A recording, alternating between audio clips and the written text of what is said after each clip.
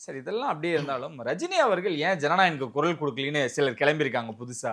எவ்வளவு விஷயங்கள் இருந்தாலுமே கூட, ஒரு வார்த்தை படத்துக்காக குடுக்கலாம்ல. அரசியலுக்கு தான் நீங்க வந்து அரசியலுக்கே முதல் ஆதரவு தெரிவிச்சது கிட்டத்தட்ட ரஜினி அவர்கள் தான். Yes yes. ஏன்னா ஒரு ஏர்போர்ட்ல நடந்து போடும்பொழுது, இந்த மாரி வாழ்த்துக்கள் அப்படின்னு சொல்லிட்டு தான் சார்.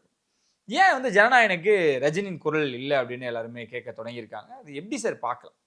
இல்ல அதுதான். இப்ப நீங்க சொன்னது மாரி ஏர்போர்ட்ல வாழ்த்துக்கள் சொல்லிட்டு போன ஒரு விஷயமாகட்டும், அரசியல்ல விஜய் வந்ததுக்கு பிறகு தன் நண்பர்கள் மூலமாக அரசியல் எவ்வளோ பெரிய ஆழம், என்னென்ன விஷயங்கள் நடக்கும், ஏன் நான் வரல, என்ன விஷயத்துல நண்பர்கள் சொல்லி நான் சொன்னதாக விஜய் கிட்ட சொல்லுங்கன்னு ரஜினி சார் சொல்லப்பட்டு, ம். அது விஜய் சாருக்கும் ரஜினி சார் சொன்ன விஷயத்த ஷேர் பண்ணிட்டாங்க. ம், ம். இப்ப அந்த ஒரு விஷயங்களும் போய்க்கிட்டு இருக்கு.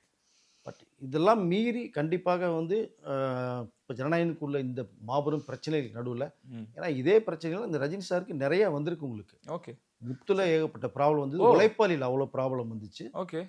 முத்துல வந்துச்சுங்களா? எஸ். முத்துலலாம் நீங்க பேசும்போது எவ்வளோ ப்ராப்ளம் கிரியேட் பண்ணி தானே உங்களுக்கு எக்ஸ்ட்ரா டயலாக்கே போட்டு வந்து கொண்டு போனது உங்களுக்கு. Okay, okay.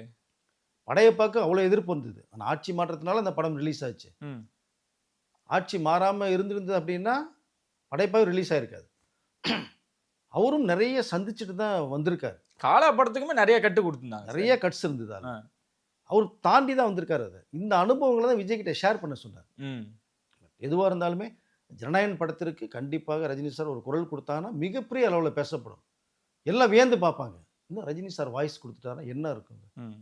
அப்படிங்கிற அளவுக்கு மிகப்பெரிய விஜய் டோட்டலா ரிலீஃப் ஆறதுக்கான வாய்ப்புகள் நெறையா இருக்கும். அந்த வாய்ஸ் நீ எப்பவுமே அவரும் அமைதி காத்து, எப்போ தேவையோ அப்ப பேசுவார். இதே இத வந்து இந்த பராசக்தி கூப்பிட்டு ஒரு வாழ்த்து சொன்னதா ஒரு வாழ்த்து தகவல் சொன்னார்ல போயிட்டு சார். இருக்கு. ஆ. இருக்கு. அது வேற, இது வேற. அந்த களம் வேற, இந்த களம் வேற. ம். இத உன்னிப்பா வாட்ச் பண்ணிட்டு இருக்காரு. இந்த பாய்ஸ்க்கெல்லாம் ஒரு கிங் மேக்கரா உட்கார்ந்துருக்காரு. எல்லாருடைய பார்வையும் இந்த எலெக்ஷன் வரும்போது ரஜினியினுடைய குரல் யார் பக்கம் இருக்குங்கிற ஒரே குரல் எதிர்பார்த்துட்டு இருக்காங்க. இந்திய அரசியல்வாதிகளே. அப்படி இருக்கும்போது விஜய்க்கு சரியான நேரம் வரும்போது கண்டிப்பாக ரஜினி சார் மிகப்பெரிய ஒரு குரல் குடுப்பாருன்னு நான் நம்புறேன். ஓகே.